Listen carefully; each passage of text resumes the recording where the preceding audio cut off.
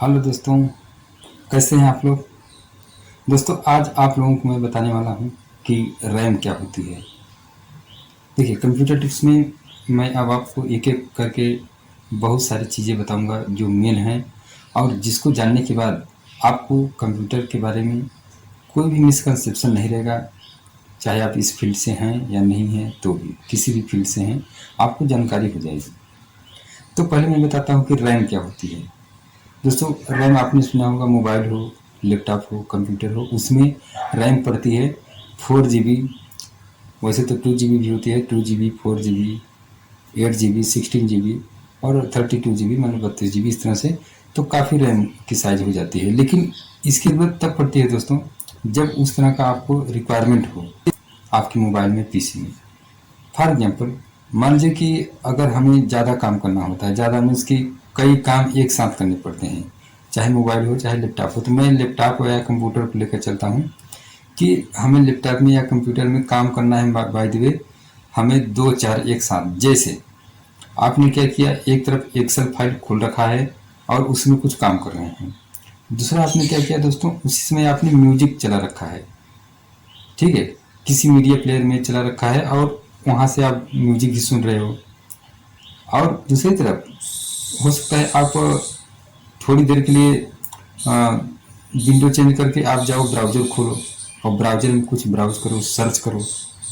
तो वहाँ पर भी आप क्या कर रहे हो, यूज कर रहे हो, और उसी ब्राउज़र में आप कई बार जो है ऐसा होता है कि कई टैब खोल देते हो, न्यू टैब करके इस तरह से अलग अलग पेज खोल देते हो।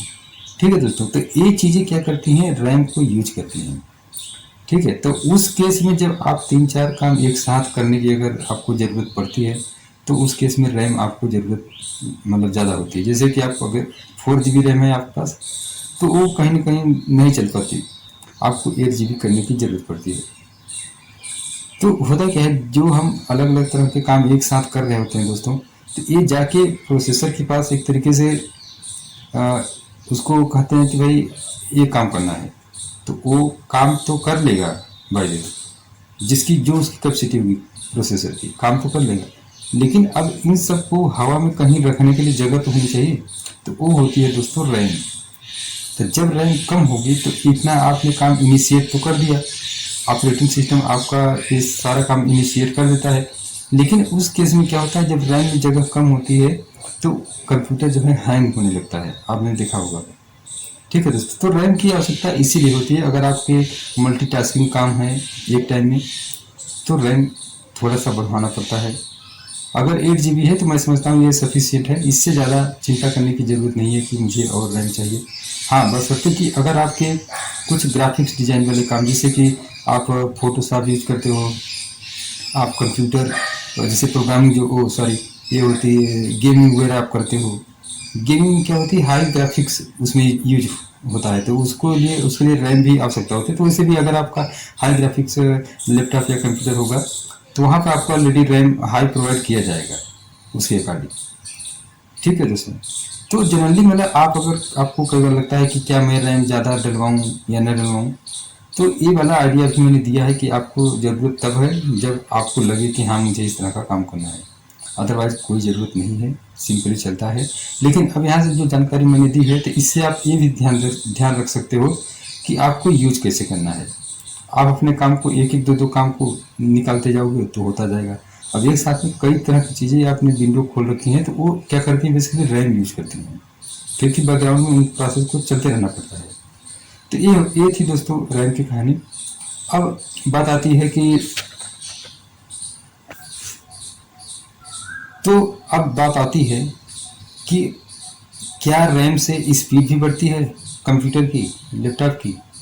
तो दोस्तों रैम से बिल्कुल भी स्पीड नहीं बढ़ती, ये हकीकत है। जो मैंने कहा बिल्कुल भी, का मतलब ये है दरअसल, आप जब रैम कम पड़ती है और मल्टीटास्किंग आप काम कर रहे हो, तो कंप्यूटर हैंग होने लगता है, तो क्या होता है आपका काम भी धीमे होने लगता है। तो जब रैम जो है उसके अनुसार पड़ जाएगी, तो एक्चुअली में जिस तरह से काम चलना चाहिए था पहले भी, उसी तरह से स्पीड आपको फिर से वो मिलने लगेगी। और अदरवाइज रैम का काम बस यही है कि मल्टीटास्किंग वाले काम को आसानी से करवाना। और स्पीड वगैरह की बात आती है तो ये डिपेंड करता है आपकी प्रोसेसर क्या है, किस तरह का है, किस जनरेशन का है, और उसका क्लॉक स्पीड क्या है, यानी टोटली आपकी मदरबोर्ड की वाली बात आ जाती है यहाँ पर। तो दोस्तों इसलिए मैं कह सकता हूँ कि स्पीड की मतलब उम्मीद करना या स्पीड के बारे में सोचना कि रैम से स्पीड बढ़ेगी, तो ये एक मिसकंसेप्शन है। कह सकते हैं कि थोड़ा सा इन्हेंस होती है, लेकिन बहुत डायरेक्टली स्पीड नहीं बढ़ती। स्पीड के लिए आपको फिर उसमें कंप्यूटर में कई चीज़ें होती हैं, प्रोसेसर हो गया आपका, और उसके बाद उनका जनरेशन हो गया, कितना अपडेटेड है, जो उसमें आईसीज लगी होती है दोस्तों, जो जिनका काम ही होता है प्रोसेस करना, तो वो जनरेशन पर डिपेंड करता है, तो स्पीड जो है आपको बेटर मिलेगी। इसीलिए तो आप देखिए हाई मतलब कास्ट के भी लैपटॉप आते हैं, तो उसमें उसका फ़ायदा यही होता है कि उसकी हर तरह से फंक्शनैलिटी जो है बेटर होती है। तो फिर भी जो आपके पास लैपटॉप है, कंप्यूटर है, वो आपके काफ़ी काम का है। आप ये बिल्कुल ना सोचो कि नहीं वो काम नहीं कर रहा है, वो बिल्कुल काम करेगा आपका। अगर ज़रूरत है तो रैम थोड़ा सा आप डलवा सकते हो। तो ये थी रैम की कहानी दोस्तों। चलिए मिलते हैं अगली बार, और इसी तरह की कुछ और नई जो मिसकंसेप्शन वाली बातें हैं, या कहीं ना कहीं जो आपको हल्के में जानकारी है, उसको मैं थोड़ा और बारीकी से बेहतर बनाने की कोशिश करूँगा। ठीक है दोस्तों, चलिए मिलते हैं बाय नेक्स्ट टाइम।